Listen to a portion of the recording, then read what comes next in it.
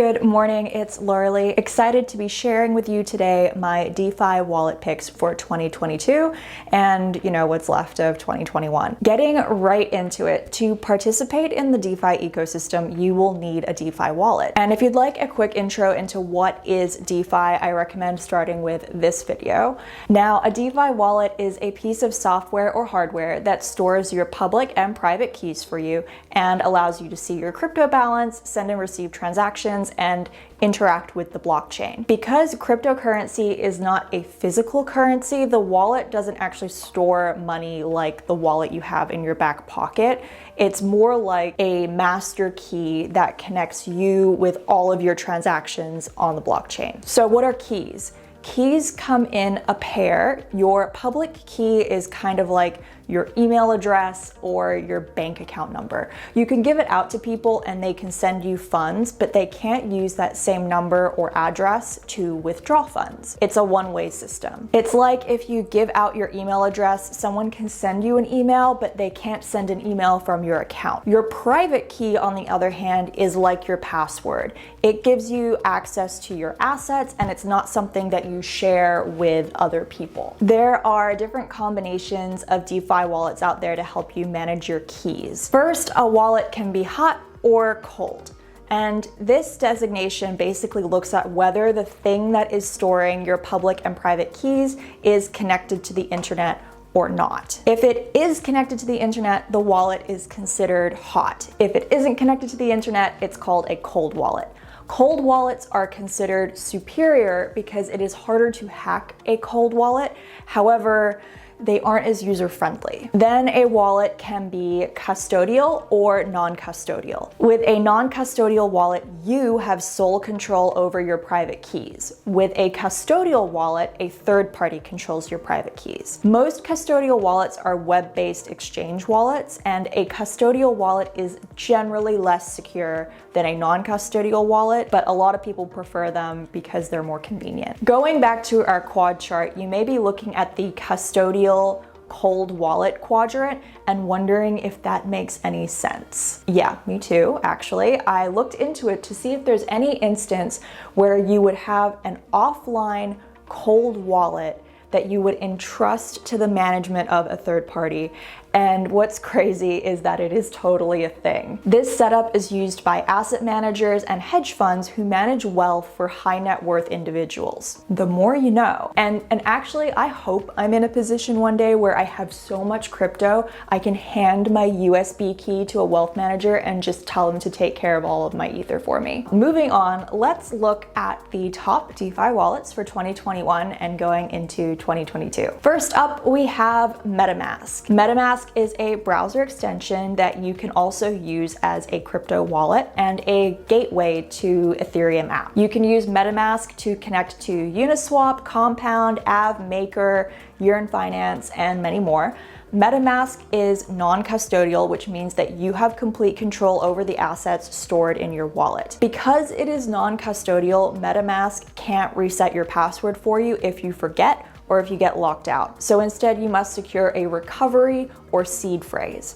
A recovery phrase is a string of words that you input into MetaMask if you ever get locked out of your account and need to move your funds to a new wallet. MetaMask is easily one of the go-to wallets for anyone interested in DeFi. They have a mobile app as well, but in my opinion, it's not quite as good as the browser extension. Getting into the pros and cons, the pros of using MetaMask is that it is non-custodial, so MetaMask doesn't store your keys. It is user-friendly and a convenient gateway to Ethereum and DeFi apps. And finally, it is open source. The cons include it being a hot wallet and thus connected to the internet, so there's an increased risk of it being hacked. And then they also only support Ethereum-based assets. Now, if you're just getting started, this probably won't be a problem, but if you have a more diverse crypto portfolio and you want to keep all of your assets in one place, this will be a serious downside. Next, we have the Coinbase wallet. You may have heard of the Coinbase exchange before, but they also have a non-custodial Web3 wallet, creatively called the Coinbase wallet. Now, just because you have a Coinbase account for the centralized exchange does not mean that you also have a Coinbase wallet with them. It is a separate process. Coinbase wallet supports an assortment of cryptocurrencies and is very user-friendly. You can use it to connect with dApps, and it's got some extra security with biometrics and or a 6-digit PIN to help keep your assets safe. For pros and cons, the pros, as I mentioned, are that it is very user-friendly, and Coinbase is a very well-funded company, so it's likely going to be around a while. It is compatible with Ledger and Trezor, which we will talk about in a minute. And finally, Coinbase wallets allow you to store NFTs in them as well, and it allows you to keep all of your assets in one location. The cons are that, like MetaMask, it is a hot wallet, so it's connected to the internet, but while it is safer, it is not the safest. And to get a wallet, you need to complete KYC or know your customer per Coinbase policy. Now, this in itself isn't a bad thing, but if you have issues with your credit history or if you're uncomfortable giving up that information, you won't be able to use this product. Next, you have Trezor. This is the first hardware wallet on the list. Trezor supports over 1,000 cryptocurrencies, and it kind of looks like a bulky USB or kind of like a Square card reader if you've never seen one before. So like MetaMask, you also need to set up a recovery phrase when you're setting up your device. And with Trezor, your private keys are stored offline, and it is the preferred option for people that have a significant amount of crypto. This is because in order for someone to steal your assets, they would have to have the physical USB key and your PIN code. Now, the pros of using Trezor include that it is delivering kind of the highest degree of security, and it supports a wide variety of cryptocurrencies. The cons include that it's kind of inconvenient to have this separate hardware device, and then additionally, now you're also responsible for ensuring the security of that physical device. When I was researching cold wallets, because I'm actually looking for one myself, I also came across Ledger. I actually came across them first, and I really debated whether to include Ledger or Trezor in this video. I think they are very similar. Both have had security breaches in the past. Neither have a perfect record. So I really wasn't sure which one to go with. I still haven't decided. Been going back and forth. At the moment, I'm like leaning a little bit more towards Ledger. So Ledger is another very popular hardware wallet. It's a little bit more expensive. It looks a little bit more sleeker. If you're in the market for a cold wallet, I would definitely look into both. And a quick PSA, if you are going to order Trezor or Ledger or any cold wallet, make sure you order directly from the brand and not from a third-party website, including Amazon. You want to order directly from the brand to ensure that no one has tampered with your device before it gets into your hands. I have heard horror stories of people buying wallets from third parties because, you know, they were a little bit cheaper or the shipping was faster, but they had been tampered with, and then when they loaded it up with all of their keys, they ended up losing all of their crypto. So don't do that. Our next on the list is Argent. Argent is a mobile wallet that is also non-custodial. For security, this is where Argent is a little bit different. They don't use a recovery phrase, but instead use a social recovery system where you appoint or choose guardians.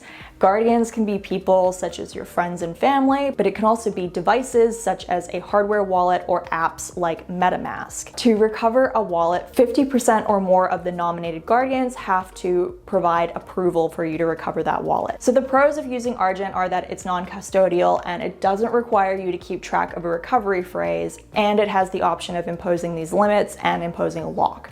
The cons include that it does require a decent understanding of how social recovery systems work and kind of what guardians are in case you get locked out. There are also a limited number of DeFi protocols available, and like all of the other software options on this list, it just isn't as secure as a cold wallet. A final product that isn't actually out yet, but I wanted to address anyway, is the Robinhood crypto wallet. Robinhood is testing out their hot crypto wallet right now, and it will be available in 2022.